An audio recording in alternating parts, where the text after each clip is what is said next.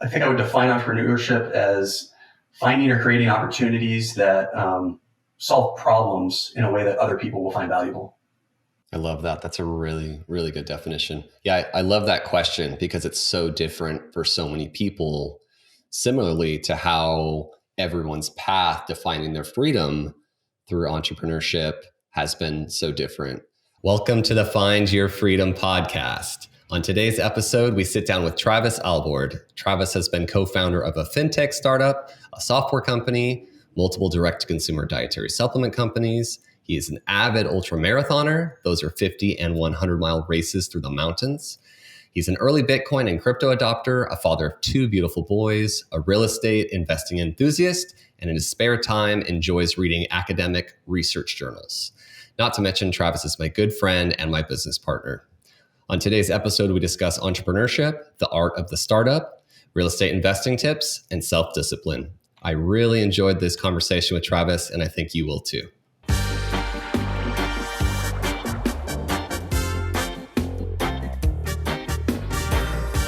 Yo, yo, yo, yo, yo. Welcome to the Find Your Freedom podcast, Travis. Thanks for having me. Welcome, my friend. Good to see you. Good to be with you. Good to be here. Needless to say, Travis, we've been super excited to interview you. Let's start with where we met. I was trying to think of the list of things that you did as hustles in high school. Can you go through those for us?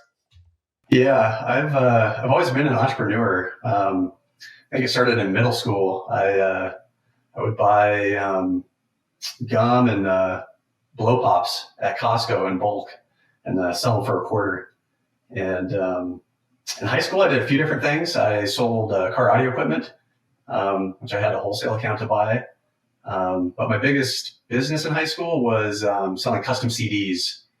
I think it was 1998. I bought a 4-speed CD burner for about $600, which was a big investment for a high school kid, and started selling CDs at $20 a pop, and downloaded a bunch of MP3s on my slow 56K modem, and that kept me pretty busy in high school, and also did some DJing. Dude, that was my favorite thing. I remember Travis put together this full binder of was it thousands of songs you had back then, Travis? You were just constantly downloading and updating this. Yeah, it was over 1,000. Yeah, it was so cool. So I'm in high school. I'm going through, so excited about creating my own custom CD. And I'm like, oh yeah, definitely this, no diggity. All right, yeah. And you go through and you'd have your own custom CD and he'd make it all professional looking. And I was like, $20, that's kind of a lot. But it was this thing where everyone would talk about oh, did you get one of Travis's custom CDs? Because no one had even thought about that concept at this point. And no one was even really burning CDs at that point. But Travis was just flying these things out there and everyone would be driving through bumping their custom Travis CD in high school. It was the funniest thing ever. I love it. Local legend. I think for our younger listeners, guys, we should probably try to help them understand that there was this world before Spotify, before Pandora, where you didn't have the ability to just stream songs on demand. And it sounds like Travis kind of cornered the market long before all those streaming services came out. Isn't it amazing how old 40 feels at this point? I know. All right, Travis. So you were an entrepreneur from the start. Can you explain a little bit about how you even thought about being an entrepreneur or starting these things up? What was your influence back then? I think it kind of runs in my blood. It's always come natural for me to identify opportunities and get excited about running a business to capitalize on them. I didn't have any impetus from my parents when I started that in middle school. I think a big influence was my father, who was the founder of a fire and life safety systems company in Southern California. And I remember I was always so proud of him. We'd stop by the office and thought it was so cool that my dad was the boss. And we were also early adopters of technology. My dad had a 286 computer, and I grew up playing around in DOS and programming in QBasic. Yeah, standard things for a junior high school kid to just be playing around with early year programming. Yeah, that's what we all did, right? I think that gives the audience a little bit of a sneak peek into your, how you really are a self-starter, and you just kind of challenge yourself and find your own path, but also just your intelligence level. You were valedictorian of your high school, then won your mission, went to BYU, were super successful there. I think it's really incredible. There's not very many people I know in my life that just sort of look into their own interests and become an expert in it, just without anyone telling them anything or doing anything. It's something I really admire about you. So good on you, Travis. Thanks. So Travis, after you graduated as valedictorian from high school, you took your talents to Utah and went to BYU to study philosophy and logic. Am I getting that right? Yep, that's right.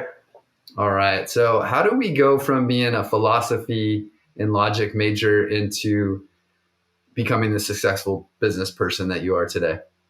I was really interested in law in high school.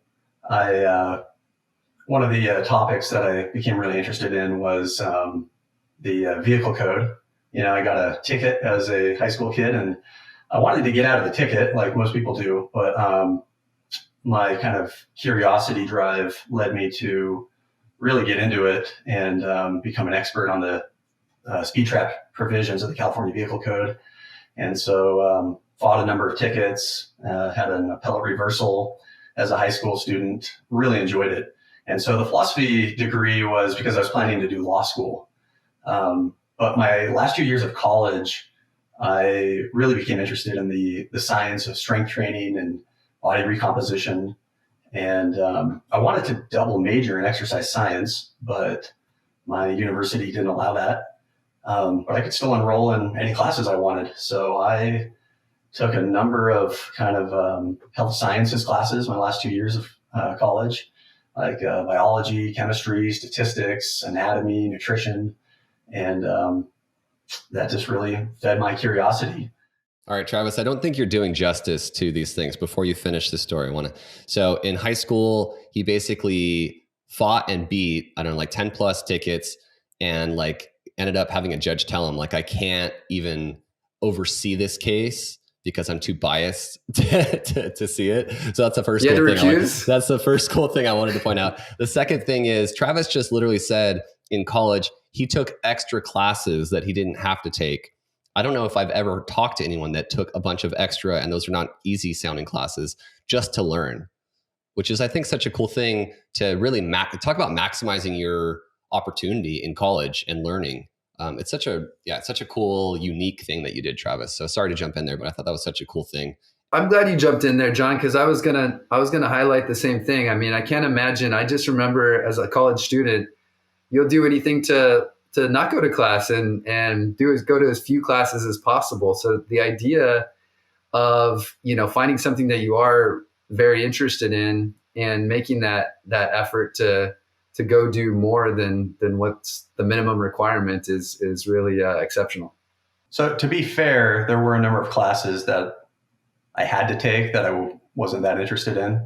And so I did my fair share of doing as little as I had to in order to pass the class. But you still went to a bunch of extra classes to make up for it. Yeah, I guess I made up for it. All right. So how does that get you to be the CEO of a dietary supplement company when you graduate?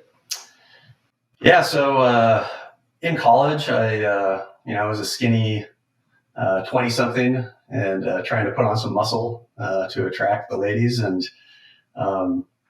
my focus kind of shifted from an interest in law to an interest in the life sciences related to, hypertrophy and strength. And I really started spending all of my free time on a number of online forums related to bodybuilding. And I spent a lot of time also just going through the academic literature, discussing supplements and their evidence base for different purposes, whether it's building muscle, losing fat, improving recovery, and kind of made a name for myself, discussing those things online. And I was approached by a dietary supplement company that wanted my assistance in putting together a formulation for their product. And that kind of opened the door, and decided to start a little consulting business doing that, and did that for a few years and gained some experience in that domain. And from there, I kind of vacillated between still doing law school, my original plan, going back to school somewhere else for exercise science. I was interested in medicine and also had kind of a lifelong interest in entrepreneurship, and ultimately decided to go the entrepreneur route with my brother. Do you feel like consulting is a good kind of bridge from, doing the corporate 9 to 5 on the way to moving into entrepreneurship? You mentioned, consulting was part of your path. I know some people have done that on their way to becoming a business owner. What are your thoughts on that? Yeah, I think that's a great idea. You're going to gain experience, self-directed. So you can kind of see if you're built to have the, motivation to, build your own business and income and opportunities. With that experience you gain, then you can bridge into actually running a business of your own. So I think it's a great stopping point. Yeah, I think it's super interesting how you had the interest to basically, so you read published medical journals just for fun to learn more about the exercise science, which you had a passion about. And then you would just go in and research a bunch of different things through the published medical journals that you were reading and looking into some of the other ingredients that you thought were interesting. It's such like an interesting, discipline that you had to do those things. And how did that really lead into you starting this dietary supplement company then? Yeah, I've always been kind of an extreme autodidact. I love to learn. I think what motivates me is a curiosity to understand how things tick, how things work. And, when it came to building muscle, it drove me crazy that there were so many different approaches to, how to best do that, and very, very conflicting advice in kind of, pop culture, bodybuilding magazines. And so, I thought, there's things aren't pointing in the same direction here. So I kind of turned to the academic literature, which I always felt was going to be some of the most authoritative and reliable. And, initially it was just kind of personal interest, something that would benefit me personally. What supplements do I want to take? How can I avoid wasting money on supplements that don't work? And once I became pretty good at that, then I found out I had a skill that other people could derive benefit from. A cool thing that I think you're jumping over is that you were actually like working out heavy in the gym, and you were basically looking like a bodybuilder at this point in your life, from whatever your weight was in high school, college, like 140, 150. Like, what was the weight you got up to when you were doing this like bodybuilding full on exercise routine? Yeah, so I was pretty deep into bodybuilding for a little over a decade, and I was 6 days a week in the gym. It was a religion, and extremely dedicated. Started actually at 135. Yikes. Very skinny. I was walking around Brazil for 2 years as a missionary for my church, and only got one good meal a day. And so when I came home, I was 135 at 5'11". Over those 10 years of bodybuilding, I just consistently gained weight and strength and muscle mass. And ultimately, I didn't look so great, but at the peak of bulking cycles, I was 240. But I kind of settled at around 215 when I was. Wow. And that's no steroids, shape. Correct? Correct. 0 steroids. All right. So I cut you off there, Travis. All right. So you're doing this research about all these products, and some of them don't work, and there's mixed information about it. So how did you come up with the idea for the product that you started, and how'd that start? So during that time when I was trying to figure out what I wanted to do exactly with my life, my girlfriend's brother-in-law wanted some advice. He was a natural hard gainer, skinny, always struggled to put on weight. And so I advised him, hey, you just need to eat more. Fortunately, there's no shortcuts there. And he said, well, I already eat a lot, so that's not it. And I'm like, no, that is it. It's literally the opposite problem that people who are trying to lose weight have. And they're fighting their appetite. They're hungry, and they have to not eat. And you have the opposite problem. You feel full and you have to continue eating. You kind of have to force feed yourself. And the light bulb kind of clicked when I said, you know what, if you were losing weight, I would tell you that you could take an appetite suppressant, which really helps with the appetite side of things. But unfortunately for gaining weight, there's not really any supplements that are appetite stimulants.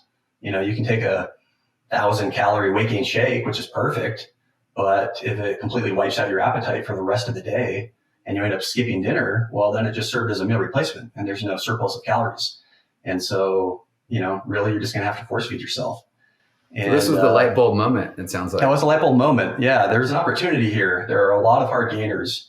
And, instead of a product that's geared towards delivering calories, why don't we develop a product that's geared towards stimulating appetite so people can successfully eat more of whatever is in their diet? It's kind of counterintuitive. I know over the years, a lot of people go, what does your cousin do again? What is that business? And I talk about weight gain and they give me this funny look like, wait, that's a business? They built a business around gaining weight? Doesn't everybody want to lose weight? Yeah, invariably when I tell people what I do, they say, oh, well, I have the opposite problem. But there's a good percentage of the population that's underweight. They have fast metabolisms, weak appetites. Men and women, and also a lot of seniors. And so it's a much smaller market than weight gain, but there's still definitely a market there. A smaller market than weight loss. So from that light bulb moment, how do you get to creating a product and starting a business with it? Well, I kind of utilized the skills I had developed. I jumped into the academic literature, started downloading lots of papers, looking at different pathways related to appetite, and tried to identify supplements that could interact with those. And one of the major systems is the cannabinoid system. Cannabis is famous for giving people the munchies. And so I thought, hey, potentially there's something along this line. And so I started looking, and sure enough, there are some non-cannabis sources of phytocannabinoids. And one of those is echinacea, which is widely used for immune boosting. But there are particular parts of the echinacea plant and particular species that have these particular constituents that can activate that same receptor system. And so started going down that road. And first it was just an idea, but got my brother Tyler on board to launch a company. And not too soon after launching, we were getting a patent issued and invested a lot of money putting it through a clinical trial, which most supplement companies don't do. It's pretty easy to make grandiose claims that really aren't substantiated with more than a study in a petri dish or a rat, which you're not supposed to do, but supplement companies routinely do it. So yeah, we put it through the test in a double-blind, placebo-controlled, randomized trial, and sure enough, it increased the rate of weight gain. All right, so kind of look at this at a macro level for us. So you had an idea, you did the research to figure out what ingredients you wanted to have in the product. You found a reputable manufacturer to put together for you, created label and branding and website, started a company. And then what's this launch look like? So you had a website, I guess, and yeah, Tyler is the IT guy, so he put together the website. Both of us are pretty good at ad copy. Just the way you word things just right to convey what you're trying to convey. And just kind of a Hail Mary. We had no idea what to expect. And almost immediately we started getting some sales trickling in. And we thought, hey, there's something here. And within the first few months, we just kind of started seeing this steady upwards trajectory. Super cool. So how do you get from upward trajectory? You're doing, I guess, basic kind of online marketing with Google AdWords, I presume. And then what happens next? Well, then we realized that we were growing faster than we expected and that we needed some help. And so that's where you come in, Jonathan. I'm really good with the technical side of things, with product development, manufacturing, regulatory compliance, some of the marketing stuff. Tyler's great with the IT stuff, but we needed somebody to help with operations. Neither of us are HR people. And we had initially tried outsourcing things to third-party call centers, third-party fulfillment centers. We just weren't happy with the quality and didn't have economies of scale on that. And so we decided to bring everything in-house and needed some help in managing our employees. And Jonathan, that's where you step in.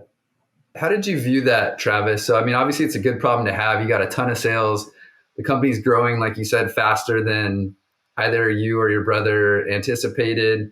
And now you have this guy who's a longtime friend of yours, and you are, thinking about, okay, now we got to consider bringing another person into this partnership group. What was that thought process like? And can you kind of take us back through that decision-making process?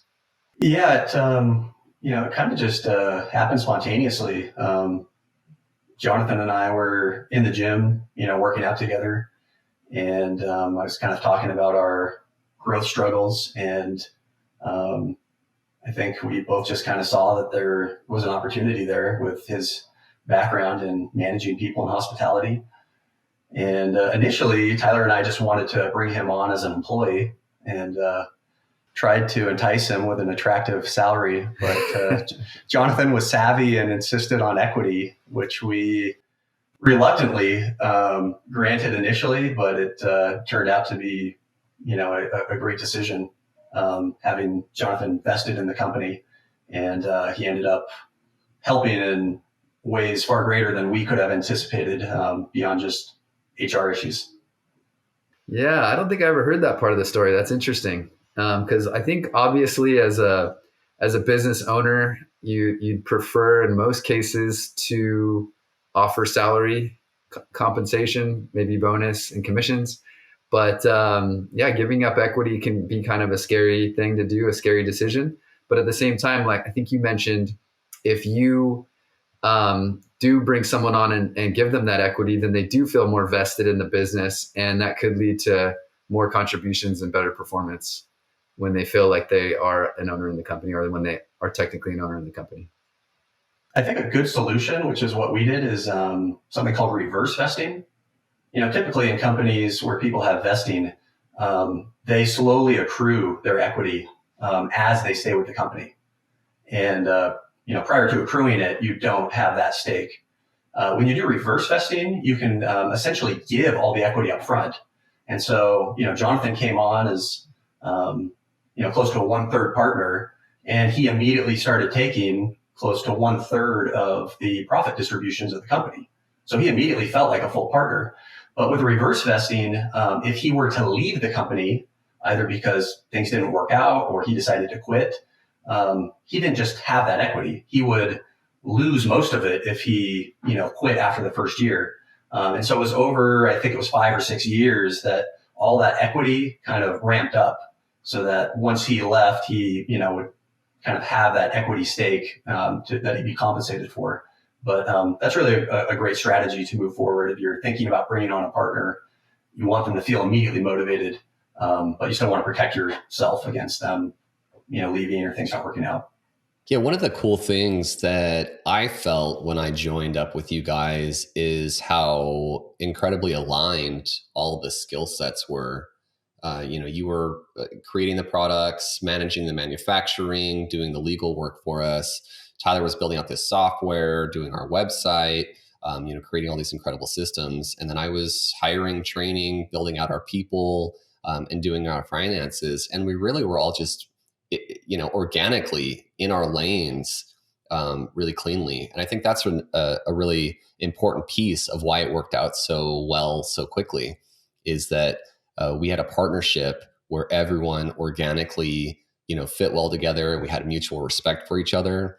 I was very aware that both of you are much smarter than me, so I would rely on you on, sort of making the really important decisions. And I kind of kept my head down, just kind of building out the team and working on expanding our marketing and doing all these things. But it really felt super effortless, which I think is a really cool piece of why it was so enjoyable for us and why it was so successful so quickly. Yeah, I agree. We all bring unique skills to the table. We could recognize each other's domains of expertise, and also in the many areas where we did collaborate, where we kind of overlap and work on certain things together. Um, we worked well together. We had fun, and I think another component to our success is that with the inevitable conflict that would come with being business partners, we knew how to bite our tongue for the most part and not say things in the heat of the moment that we would later regret. And, that's kind of a positive trait for all relationships in life, but I think is an important ingredient for us sticking together. Yeah, to have long-term success, you definitely got to be able to get along in addition to just bringing the skill sets that are complementary. I kind of wanted to change gears a little bit, going back to, you had mentioned earlier at BYU taking those extra classes or attending extra classes on things that interested you. One of the things in today's world, in the U.S. in particular, we have this college tuition crisis, and kind of curious to get your thoughts on, what you think the value of college is today versus the expense of it, versus the prospect of taking on these 18, 19-year-old kids taking on tens of thousands of dollars of debt, hundreds of thousands in some cases. What are your general thoughts on the value of college today versus, what the expense is? Yeah, I think generally, I would say the benefit's incalculable. People can find success without college, no doubt. But I think a university education is profoundly unique when it comes to, building true wisdom. There's the saying, you don't know what you don't know. And I think we have a lot of that in society right now. You may have heard the concept of imposter syndrome, in which people who have really deep expertise will feel inadequate and incompetent, especially among peers who are also experts. But I think a far bigger problem in society right now is the opposite of that, which is the Dunning-Kruger effect, where people are so uninformed of even the most basic principles on many disciplines that they vastly overestimate their confidence. You see that with people, they'll find a study online. They don't know how to interpret it. They think they're doing their own research. And, when you don't have even the basic principles in a discipline, it's so easy to be misled and think you know what you're seeing when in fact you don't know it at all. And so I think a university education just gives people kind of a well-rounded education, especially with general ed classes. And, I don't hear a lot of people talking about that as a benefit, but I feel like in terms of just becoming a competent adult in multiple domains, making you a smarter, more intelligent, more rational person, I think it's really important. The flip side of that is you can spend a lot of money on a college education that doesn't really give you job prospects that increase your earning potential. And so I do think it's a double-edged sword. People who are unsure of what they want to study sometimes will end up in some of those domains, social sciences, Liberal arts degrees. Liberal arts, which is great, maybe. Especially, philosophy. Philosophy is good for law school or teaching philosophy. Otherwise, you can't do much with it. But it completely changed the way that I think about the world, the way I see things, the way I analyze things. And I literally finished college as a different person, a better person. Critical thinking skills were just, honed to a razor edge sharpness. And I can't imagine having gotten that without having gone to college. So yeah, I think people should be cautious if they're kind of unsure what they want to do, and they're going to college just to go to college. They should think through, career prospects and study things that will, actually give them something that gives them a competitive edge in the job market. But other than that, I'm pro college. I want my kids to go to college. That's such a great point, Travis. I don't think I'd ever really thought about how it does kind of round out your education, taking those GE classes, and how that can really help people get a foundation for understanding and having, healthy discussions with people and listening to people and learning more. I do think that that's a really important piece I hadn't heard before about being pro college. You really more often hear the pro of building out a network, and the people that you kind of meet in college can be lifelong friends and business partners. And we even started one of our businesses with some of the friends that you and Tyler had in college. So I think that that's one of the more recognized things. But I love that you pointed out that piece of how important college can be just to get general more understanding of things. I wanted to move to a question on startups that I like to ask multi-company founders on: what advice would you give to other people like you who had a light bulb moment and now they need to act on it? Yeah, I think there are a few things. The first would be to not overinvest in developing the idea prior to launching it. I think the corollary to that is that it's usually a mistake to try to make things perfect, to try to build out every feature you can imagine.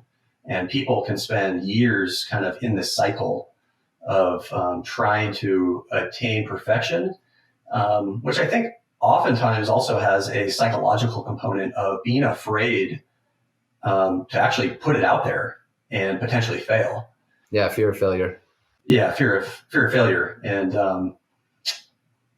I think people should also be willing to fail early if the idea doesn't seem to be getting traction.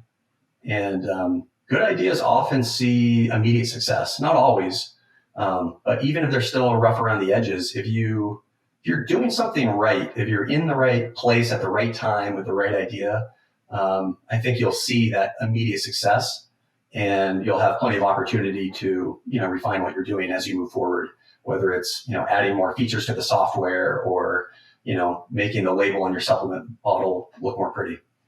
Yeah, I love that. Yeah, let the market tell you if it's a good idea. You can have all the confidence in the world that this is a amazing problem solution for people, but the market will tell you if it's a good idea. And getting it to a point where you think the market has a chance to do that, I think is such an important piece, to not waste a lot of time or invest a lot of dollars before you have that market proof. I think that's really a good point.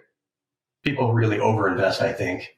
And if you become comfortable with the idea of failing early, you'll invest enough that you can launch the product and convey its value propositions. But if it doesn't work out, be ready to move on to the next thing. Don't waste tons of money and time, going down a dead end. Yeah. And I think, personally for us, we've come out with a few different products, and the market has told a few of us that some of them were good ideas, and some of us initially were told that they weren't acceptable ideas. But an interesting kind of side note is that we even had a product that we came up with that we tested in the market. The market told us it was a good idea. But then when we went back and tried to perfect it and make it properly ready, we took too long. And the market changed in the year plus that we were, trying to get the product ready to roll out full scale. And then when we brought it back out, the market had already had a bunch of new competitors. It was kind of a hot new vertical. So I think that's another interesting thing is, you want to get it out there so you can test it, but you also need to be ready to, get moving on it when you do have that market telling you it's ready before, because in some different industries, things change pretty quickly. Yeah. Yeah, the good ideas tend to have a lot of competition quickly, for sure. Travis, what are some of the traits that you ascribe to your success? Well, definitely developing expertise in something. I think there are a lot of people, especially if they're kind of in the get rich quick mindset. They're looking for an opportunity, and they can oftentimes identify them. But then when they go to launch a product, what they're launching, really doesn't meet the needs of the consumer because they don't really understand it. And in supplements, that's easy to see. You can launch a supplement and make great claims, but if it doesn't actually do what you say it's going to do, it's not really going to be that successful. So there's, the concept of fake it before you make it. That's true with any business. There's kind of the fluff aspects of advertising. But I think that you can distinguish between faking it until you make it, and just completely faking it because you don't know what you're doing. and you're kind of just ripping people off. And if you want to have longevity, you actually have to get to the part where you make it, which involves having a good product. And in order to do that, you need to know what you're doing. 100%. Yeah. Travis, one of the things that I've always noticed about you, and even more so during this conversation, is that you went deep and became an expert in the field that you ended up starting this business in. And I think, like you touched on here, a lot of people want to just jump in and be an overnight success. And you took the time to actually learn it and become an expert before you actually took that light bulb moment and made it a successful business. So I want to talk a little bit about the people that have influenced you in your life. You mentioned your father was a successful business owner, and watching him growing up and going and checking out his office and seeing dad be the boss was kind of an inspiration to you. Were there any other people that kind of come to mind that played that role of mentor or professional influence for you? Yeah, my dad definitely inspired me. I guess one other would be during college, when I really got into the science of strength training and body recomposition. There were a lot of different online forums where you get a lot of lay people just kind of talking about things. But there was one forum, bodyrecomposition.com, that really had a lot of really smart people. And I think a lot of them had experience in the field. They were professionals. A lot of them had experience kind of assessing academic literature. And, I went on to that forum making all the same mistakes that most people do, posting a study on rats and saying, oh yeah, look, this supplement works. And then having somebody say, well, no, you can't extrapolate like that. A study in animals really only invites the question to be studied in a proper clinical trial in humans. And, they gave countless examples of supplements that worked amazingly for rats, but did absolutely nothing for humans. And it was like, oh, okay, that's an education. And, I spent hundreds of hours, thousands of hours probably on that forum, and became personal friends with its founder, who actually lived in Utah where I was going to college. And we would meet up in person. And he's a famous author. Lyle McDonald has a number of books that are very heavily research-based, with hundreds or thousands of references. And I think he kind of embodied the kind of evidence-based approach to supplements that really informed me as I moved into my own supplement business. That's super interesting. Yeah, other experts that you admired that you kind of would mimic what they were doing because they showed you some of the mistakes you were making. Yeah, good. Learning from your failures is such an important piece, I feel. And I agree with you, like knowing your dad, he was such an impressive entrepreneur and he was so beloved by his employees that he had that impact on me also, that we want to create a culture where our employees really love working for us. And, we're fortunate that a lot of our employees have been with us for many, many years now. And I hope that that's a piece of why that is, because we built a culture like your dad where people just really enjoyed working there. They felt appreciated and they continued learning. So I also second the mentorship from your father and the incredible person that he was. One of the other things that we like to ask entrepreneurs is what they love so much about entrepreneurship. I think the challenge of identifying an opportunity, you're kind of hunting for that in where you're going to do something that other people haven't done, or you're going to do it better than they've done it. And then there's the open-ended creativity at how to meet a need, and the adventure roller coaster of struggle and success. And, it's fun to make money, and the autonomy is really nice.